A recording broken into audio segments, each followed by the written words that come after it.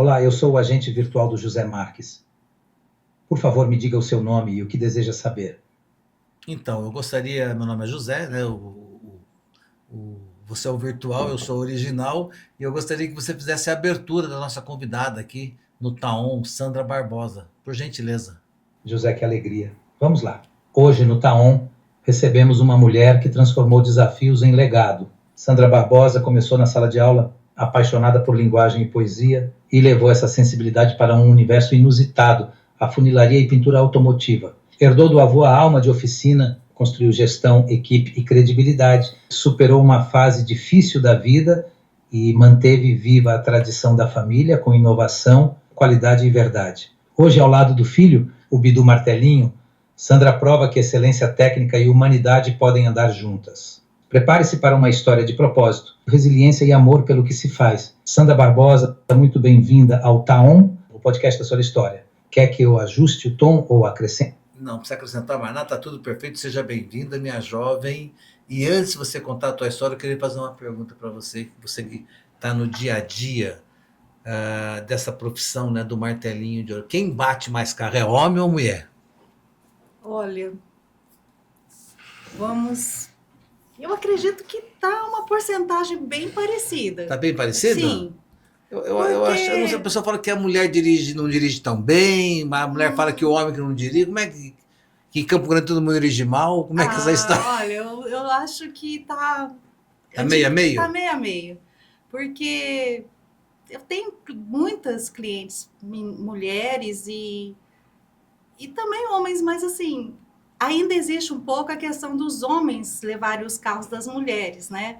Ainda existe um pouco aquela questão da mulher não se sentir muito à vontade, às vezes numa oficina, e acaba o marido levando também, né? Então...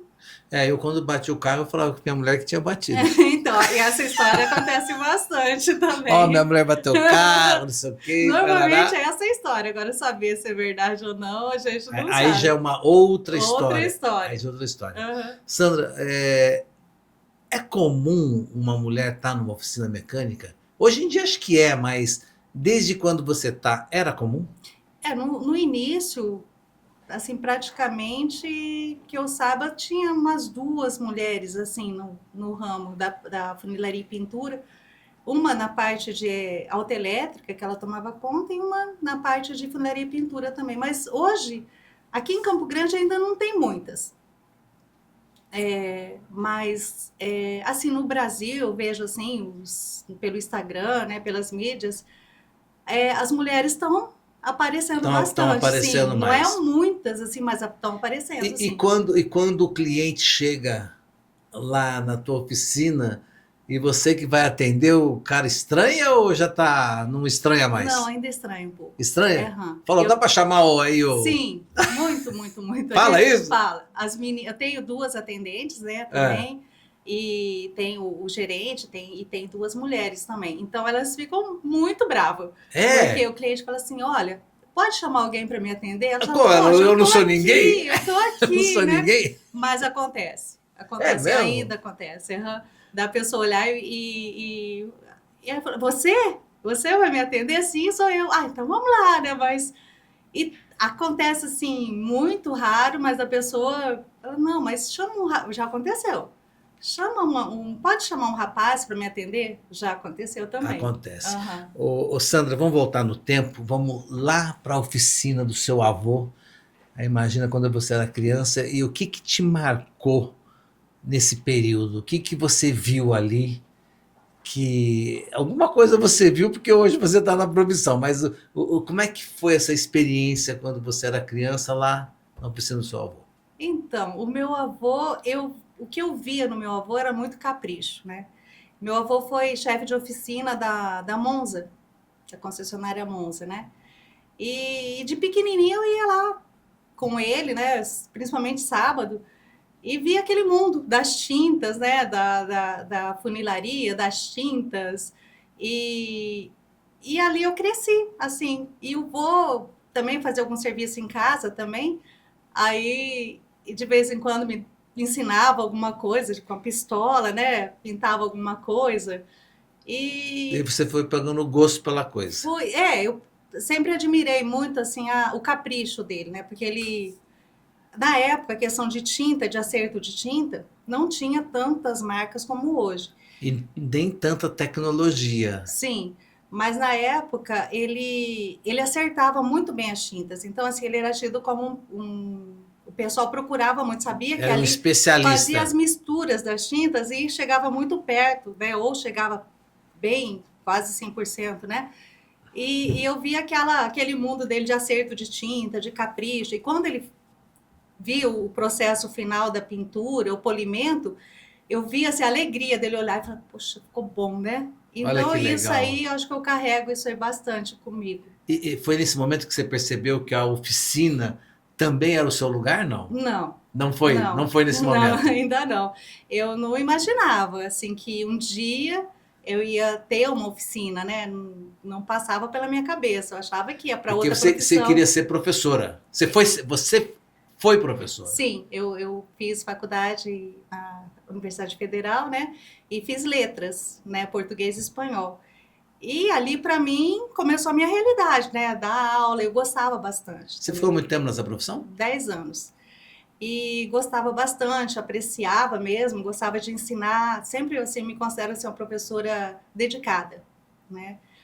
E não imaginava que desses 10 anos, seguindo o caminho, ia acabar indo para uma oficina, né? Mas Mas, o que fez você abraçar a oficina? então, o Você já meu, tinha um pezinho lá na infância que você já conhecia o negócio, mas você queria ser professora. Mas aí o que te levou para a oficina? assim, quando eu me casei, meu avô montou uma oficina para nós, para mim e para o meu, hoje ex-marido, né? Mas ele montou para a gente ficar aqui em Campo Grande. Ah, vou montar uma oficina. E aí, ali, meu ex-marido se envolveu com a questão de oficina. Ele não era da área. Não, ele aprendeu com meu avô. Ele pegou, começou, eu fiquei dando aula e ele ficou trabalhando na oficina. Aí chegou um determinado momento que surgiram viagens por exterior para ele, que ele é muito bom profissional na área de martelinho, né? E começaram a surgir viagens para vários países da Europa, até mesmo para a Argélia. Que ano que foi isso? Isso foi mais ou menos em 1998, acho E 97, naquela, 98. naquela época o martelinho era uma coisa assim, não era tão corriqueiro, né? Era difícil. Sim. Não, mas o forte mesmo foi em 2004, 2005, mais ou menos, que foi o forte de começar a fazer essas viagens mesmo. Hum. E com essas viagens, ele tipo, ficava muito tempo fora da oficina. Então eu tive que parar de licionar, de E a dar aula. oficina com cliente Sim, funcionando. e eu ficava meio período, porque eu sempre trabalhei em sala de aula meio período. E aí, quando ele vi essa demanda dele, de viagens dele, eu falei, não, vou parar de dar aula e vou assumir a oficina também na parte administrativa, no controle, enquanto ele está fora, que aí seria mais tranquilo para a gente, né? E assim aconteceu. E o que você usa da educação, do que você aprendeu lá, se é que usa, até hoje no seu negócio? Ah, eu acredito que é a questão, por exemplo, planejamento. O professor vive de planejamento, né? Eu acredito que a questão do planejamento, a questão do atendimento também, porque a gente lida ali com criança, com os pais das crianças, né? E a questão, eu acredito também até oratória. Por exemplo, você, né, a área de língua portuguesa, você saber falar bem, você Se expressar se expressar bem, bem, eu acredito que isso também auxilia que bastante. já era além de ser além de você ser mulher e estar na gestão de uma oficina e ainda ter uma oratória boa e falar bem o português era uma coisa meio diferente, né? Sim, também, né? E essa questão assim de ter esse trato mesmo com as pessoas, né? Porque você ali com alunos, você tem que ter certa paciência de explicar, até mesmo quando vai um carro, você explicar, olha, vai ser feito isso, isso, isso no seu carro, né? Então Tem que ter uma didática uma aí, né? didática, porque assim, a gente tem que entender que as pessoas tem pessoas que entendem algumas coisas do que vai ser feito no carro, mas tem pessoas que elas não entendem. E aí, por exemplo, você vai ali e mostra a funilaria bem feita, mostra como vai ser o processo de pintura. E quando você foi para a oficina, você já dominava todas as coisas da oficina ou não? Não, eu aprendi bastante ali. É? Porque na época, assim, as casas de tinta, elas tinham elas prestavam um serviço assim mais completo, até eu acho hoje, é uma pequena, não sei se é crítica, mas assim, eles tinham também os técnicos que iam bastante nas oficinas. E eu aproveitava, por exemplo, para aprender como que faz a preparação da tinta, como que faz a medição, verniz, tudo isso eu aproveitava bastante para saber como que era, como funcionava, até mesmo para questão de marcas, né? Para ver qual que daria uma maior garantia, qual uma marca que eu poderia usar, durabilidade, né? E tudo isso. Então, essa parte, sim. E hoje como é que é feito essa coisa da tinta? Então, é o mesmo processo, só que assim, por exemplo, a gente a questão dos técnicos, a gente tem um pouco menos a presença deles hoje, né, dentro da oficina. Mas é o mesmo processo, a tinta é feita computador, né, tudo tem a É feito aqui em fórmula. Campo Grande mesmo? Sim, a fórmula tem as fórmulas das tintas, né, e tem várias marcas. E a gente tem um acertador, um profissional, que é o colorimetrista, que ele fica na oficina para dar o ajuste final, vamos dizer assim, né? Para olhar como que está o carro, porque tem a questão do tempo, a questão de como está a cor do seu carro hoje, né? Se o seu carro não é novo, assim. E às vezes também de fábrica para fábrica tem alteração, né? Sandra, deixa eu te fazer uma pergunta de curiosidade. Por mais que seja bem feita a pintura do carro, se bateu o olho, você sabe se o carro foi pintado ou não? Um profissional, o pintor, a pessoa que ela consegue identificar. Consegue identificar? Consegue, identificar. Mas assim, tem que ser a pessoa, o técnico mesmo, aquela pessoa que Porque conhece. hoje com a tecnologia, eu acho que tá cada vez mais perfeito Não, as sim, pinturas, né? As pinturas ficam, sim, perfeitas. Mas aqui o técnico mesmo, ele consegue identificar se foi uma repintura. Ele consegue ter essa noção. E eu queria saber qual foi o maior desafio que você teve quando você iniciou lá. Né, você foi por uma necessidade, mas você teve desafios, né? Sim. Qual foi o maior? Eu acredito que foi a questão de saber lidar com os funcionários, com os colaboradores.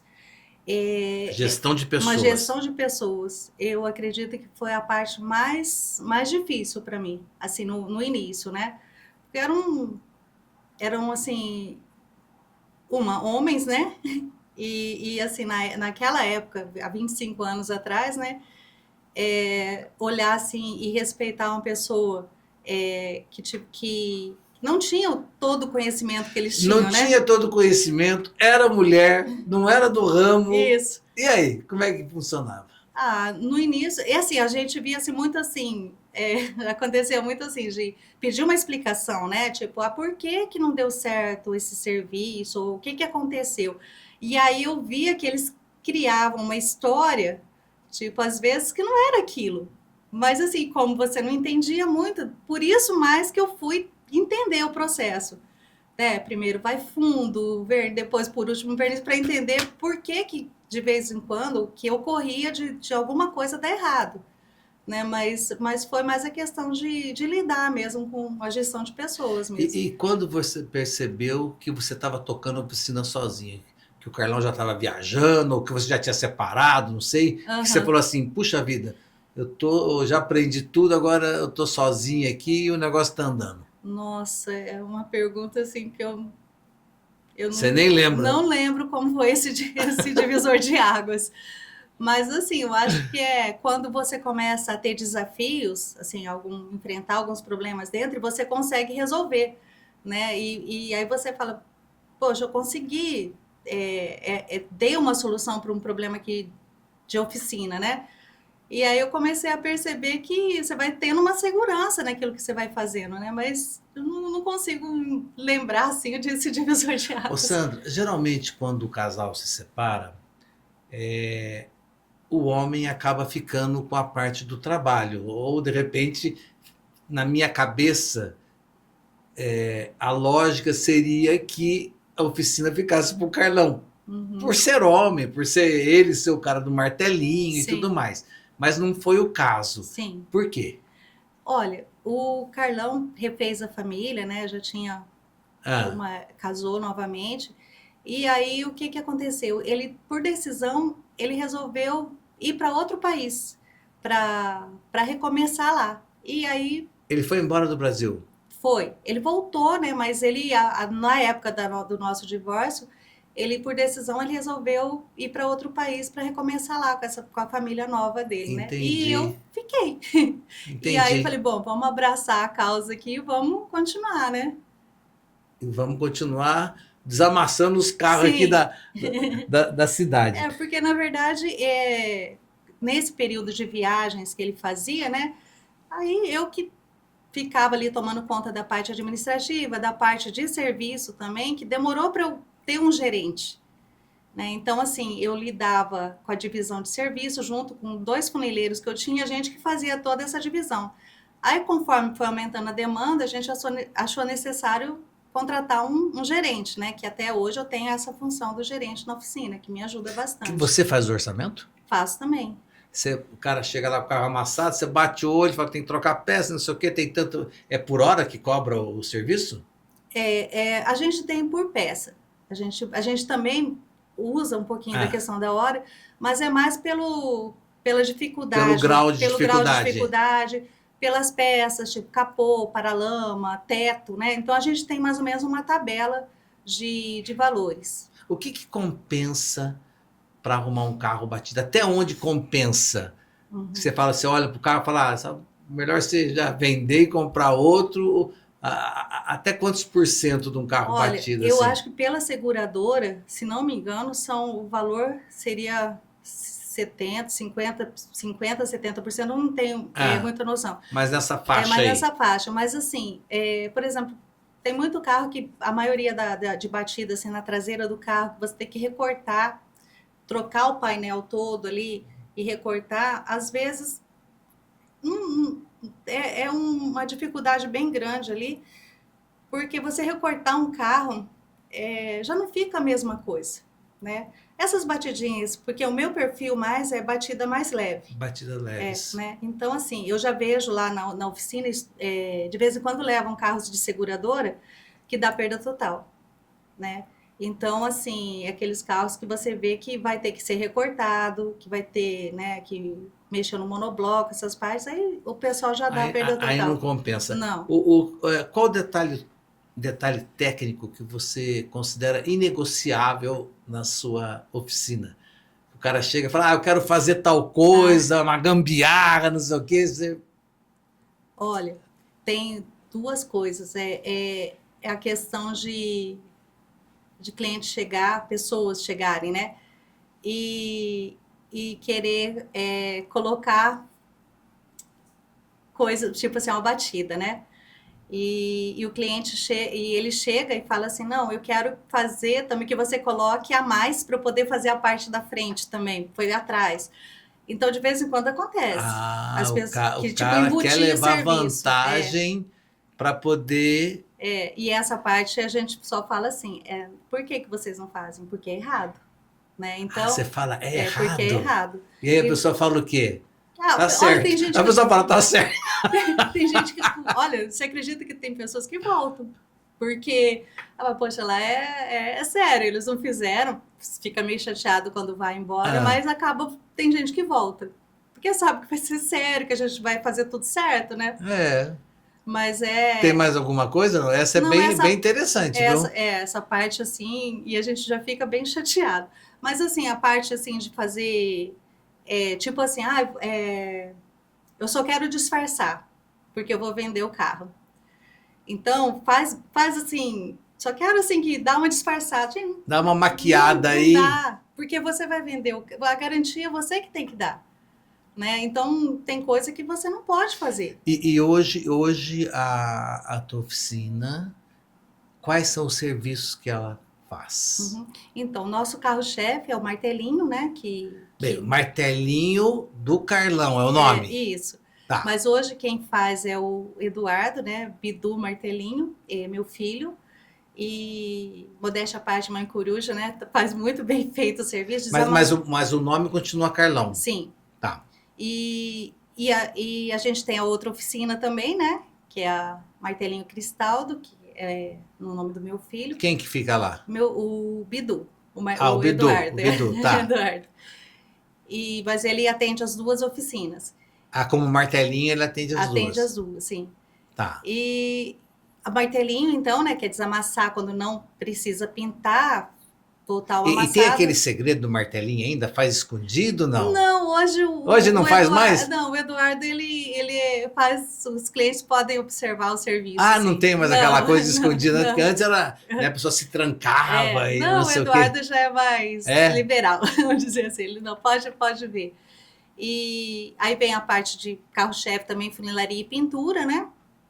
E toda a parte estética, polimento, vitrificação, limpeza de banco, lavagem do carro, toda essa parte a gente oferece também. Aí a pessoa precisa agendar isso aí para poder, eu quero dar um trato no meu carro. Tipo, eu vou vender meu carro, eu preciso dar um... deixar ele bonito, deixar ele bonito. Dar um brilho e limpeza, isso a gente faz bastante também. Dá um talento, né? Um talento que eles falam. E assim, a gente também orienta também, por exemplo, a pessoa vai vender o carro e tem muita avaria, a gente orienta também, fala assim, olha, faz isso aqui, isso, né, porque isso aqui é mais comprometedor no carro. Então, tem pessoas também que vão comprar carro, levam pra gente olhar. Para ver se o carro foi batido ou não? Isso. Então, tudo isso a gente acaba fazendo também. Sem custo. E você consegue identificar, não, esse carro já teve uma avaria? Eu chamo o funileiro, chamo o pintor, eles olham e falam assim, olha, isso aqui já foi batido. E a gente não é assim, a gente não tem aquela vistoria, mas assim, para cliente a gente olha, mas já é um produto que você podia criar, né? Vai vender teu carro? Vai comprar o carro? Passa aqui, que hoje tem a vistoria cautelar, né? Aquela vistoria. E até uma parte assim que a implantação dessa vistoria cautelar também trouxe algumas mudanças para a questão da funilaria e pintura. Por quê? Porque como passa o aparelho para medição de se tem massa, se não tem, os clientes, tem clientes que evitam, ele prefere deixar o risquinho ali pequenininho no carro do que pintar, por causa da vistoria. Então, o que eu oriento? Porque, poxa, às vezes a pessoa tem aquele carro, tá com risquinho, tá incomodando, mas, poxa, vai ter a vistoria cautelar, vai pegar se tem massa, se passaram massa. Então, eu sempre oriento. Mas não pode ter massa o carro? Então, na hora da venda, às vezes, se for uma funilaria muito bem feita, ele só vai uma camadinha de massa muito superficial. E, às vezes, não detecta. Mas, assim, tem lugares que fazem assim, busca muita massa, aparece sim. Então, o que eu oriento o cliente?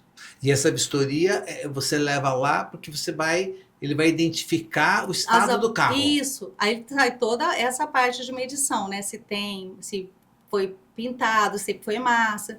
Então, eu sempre oriento. É um risquinho. Quem faz esse serviço? O pessoal vistoria cautelar. São empresas que fazem vistoria cautelar. E eles... eu oriento sempre assim, monta um arquivo de fotos do seu carro.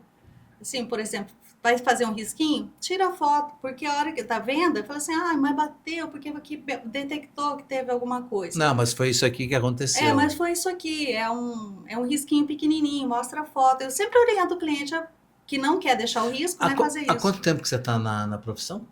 Lá faz quase 25 anos. Mudou muito esse ramo, esse negócio? Assim, a tecnologia avançou muito. Como é que você vê como é que era feito antes e como é que é feito hoje? Olha, até nessa nossa área, o que muda bastante é a questão de cores, né? Mas assim, a questão da tecnologia... De como fazer e como arrumar. Por exemplo, verniz melhor, né? Hoje em dia, a questão dos produtos massa melhor, tudo que dá mais durabilidade no serviço, isso aí sim. E agora com esses surgimento dos carros elétricos, né, cores diferentes também, que o pessoal está tendo que aprender a lidar com essas cores, tipo BYD, esses carros, né? Mas assim, a tecnologia em si não teve muita alteração, não. Você sabe que eu vi uma reportagem recentemente onde eles fizeram um teste de colisão na fábrica da Volkswagen e o carro estava a 60 quilômetros e ele destruiu toda a frente. Sim. né? E aí uma pessoa fez um comentário, pô, se bateu a 60 por hora, destruiu tudo isso, imagina se tivesse batido a mais. E aí o cara fala, não, é que a nova tecnologia, os novos materiais é feito para destruir Sim, a isso a gente frente, vê. né? E dentro Preservar. preservar, Sim. porque ele distribui a força ali na frente e destrói tudo, acaba o carro, né? Mas isso é verdade. A gente, por exemplo, a gente vê batida na traseira assim, o carro de trás, a parte de trás afetou muito, mas o que bateu realmente é para-choque, desmonta, capô. Essa semana mesmo foram 2 carros lá que a parte da frente assim abriu toda. Ela desmancha mesmo, mas é por proteção mesmo. Quanto tempo você leva para cuidar de um carro, assim, médio, numa colisão média e um tempo médio que você... Em nosso serviço, normalmente a gente pede 1 semana, quando é assim, uma colisão média. Retoque é de 1 dia e meio, 2 dias, até mesmo no mesmo Mas se dia, chover atrapalha? atrapalha um pouco. É. Atrapalha um pouco. Porque mesmo com estufa, tudo, não tem nada como o sol, né? Mas a gente, assim, normalmente 1 dia e meio de retoque, 3 dias pintura de um para-choque. E quando é mais peças para fazer, normalmente a gente pega na segunda e entrega na sexta. Assim, E você dá garantia do seu serviço? Tem 2 anos de garantia na tudo parte de isso? lata, sim. Porque como o nosso material é material bom de primeira, a gente consegue dar essa garantia de 2 anos. E faz 25 anos que a gente dá a garantia de 2 anos, então tá dando certo. Tá dando certo. Uhum. Não tem recorrência de volta, assim, Não, pouquinho? pouquinho, muito pouco. Né? Porque é igual eu falo assim, se a questão de descascar, isso aí é quase zero. E tem outras coisas assim que às vezes a gente detecta na hora já, e já procura nem entregar o carro, corrigir antes, né? Se deu erro de cor, alguma coisa assim, a gente já corrige antes, já tira lá fora, olha. Ô Sandra, e o Bidu nasceu na oficina, não? Cresceu na Então, oficina? para você ter uma ideia, o Eduardo nasceu em 1998. Ah, Foi o ano que estava abrindo praticamente o martelinho ali, né? ah. Que foi em 2000, não, 1999. E assim, o dia que eu estava na maternidade, eu estava falando com o meu ex-marido, o pai do Eduardo, né? E ele dentro da oficina e eu falando da maternidade com ele. Então, eu já tenho essa história. Mas desde pequenininho, né? Os dois, o Caio e o Eduardo, E era ele, dentro da oficina. e ele aprendeu a profissão no dia a dia ali, acompanhando, e escolheu essa profissão. Sim, ele decidiu que ele queria fazer o curso com o pai dele, né? O pai dele ensinou e ele foi vendo que tinha jeito mesmo para fazer o martelinho, porque tem que ter. Ele tem gente que eu vejo que faz o curso, mas não consegue depois levar à frente. Mas o Eduardo ele Tem que tem um ser jeito. perfeccionista, tem que ser Tem, o quê? Tem? tem porque você tem que ter aquela paciência de voltar ao amassado, olhar, né? Porque olha em luzes, olha tudo, para ver se realmente ficou lisinho aquilo ali. Então tem que ser detalhista. Se não for detalhista, não fica bom, né? Fica Meia boca. meia boca. Uhum. Né? E qual o valor do seu avô, que ainda guia as suas decisões no dia a dia até hoje? Você lembra de algum conselho, alguma coisa que ele fazia que você usa até hoje? Então, essa questão de fazer bem feito, né? Eu uso até hoje. E até antes de vir para cá, o Eduardo falou assim, o Bidu, né? Falou, mãe, não esquece do meu avô, né? Não esquece de falar do meu avô. Eu falei, não, nós vamos... E como é que é o nome do avô? Ademar. Ademar. Uhum. Trabalhou na Monza. Na Monza. E ele, assim, a inspiração, meu filho fala assim, mãe, eu lembro muito do vô velho, que ele chama ele de vô velho, né? Lembro muito do vô velho mexendo guardando as ferramentas, né? Eu tenho até hoje, eu segurei as ferramentas dele, tem alguma coisa lá. E eu lembro muito do meu avô. E meu avô era um vozão, né? Era um vô que eu falo assim, o melhor avô do mundo, né? E o melhor pai do mundo? Nossa. Não, ele era o melhor pai do mundo para o seu pai, pro meu pessoal, pai, né? Nossa, mas como avô, assim, ele era aquele vô que participava de tudo, de brincadeira, de de ensinar, vender, comprar, vender, tudo ele ensinava. Ele era muito bom avô. Ô, Sandra, e como é que você faz com a mão de obra hoje? Que todo mundo que eu converso, empresário, reclama que não tem mão de obra na cidade, não tem gente para contratar, que não sei o quê. E não é uma mão de obra meio especializada, né? Você não pega uma pessoa hoje e a pessoa começa a trabalhar amanhã, né? Não. Como é que faz isso? Então, eu tenho a minha equipe que tem bastante tempo comigo, né? E a gente nota, assim, essa dificuldade de mão de obra. O que eu tenho muito? Tenho um profissional novo que a gente tem aquela paciência de esperar, de treinar, né? Então é o que De ensinar. de ensinar, porque a gente olha muito com esses olhos, fala assim, bom, se tá difícil aí fora, vamos ter paciência para ensinar, né? Então eu tô com uma equipe boa hoje, mas assim, eu queria muito que surgisse aqui em Campo Grande cursos, né? Profissionalizantes, como tem em São Paulo, né? Curso de funilaria. Você vai montar um curso. Eu já pensei, sabe? Você vai fazer uma escola lá. Porque, a melhor olha, maneira. Verdade. Porque, assim, até curso de pintura, né? Até falei, bom, agora eu vou começar a contratar pessoas, rapazes, né? Moças também, porque meu sonho é ter moças trabalhando comigo também, para aprender a fazer a preparação, a pintura, a parte estética, né? A minha ideia esse ano é contratar algumas pessoas para começar a fazer um treinamento, sim. Entendi. E nesses 25 anos, teve algum momento que você falou, puta, vou desistir, vou largar a mão, vou tocar outra coisa, vou voltar a dar aulas? Você teve algum momento assim? Olha, eu tive, assim, bastante dificuldade, assim, num período, né, que foi o período de divórcio, esse período, querendo ou não, abala você emocionalmente, Sim, né? com Você certeza. perde o chão, você fica. E esse período foi um período assim bem, bem difícil para eu tomar uma decisão. Se eu ia continuar com a empresa, né? O que eu queria. E, e assim, eu pensei, falei, bom, eu tenho os clientes, né? Então, eu tive que praticamente recomeçar a oficina, porque a gente ficou numa situação bem complicada também. E é igual eu falei, né? Divórcio envolve tudo, mexe com questão financeira, mexe com questão emocional. Mas assim, a decisão de ficar é porque realmente eu gosto do que eu faço ali, né? Meus funcionários abraçaram a causa, foi assim bem emocionante. Você não ficou sozinha? Não, eu me senti assim amparada por aquela força do pessoal. Vamos junto? Até me eu emociona. acho que isso foi preponderante, né? Foi. Vamos junto. Até hoje, quando eu converso, que eu tenho reunião com eles, não é que a gente esteja assim totalmente numa situação totalmente fácil, mas melhorou muito e a gente tem a perspectiva de crescimento, né? Que eu vejo assim que a gente tem muita coisa que dá para a gente fazer. Mas se não fosse meus familiares, minha equipe que está comigo até hoje, eu não sei, mas assim eles me deram muita força para continuar e para hoje tá ali na frente E o ainda. que esse legado, né, ele significa para você? O que essa história toda significa para você? O que você quer fazer? Você vai aposentar? Você vai continuar? Você vai...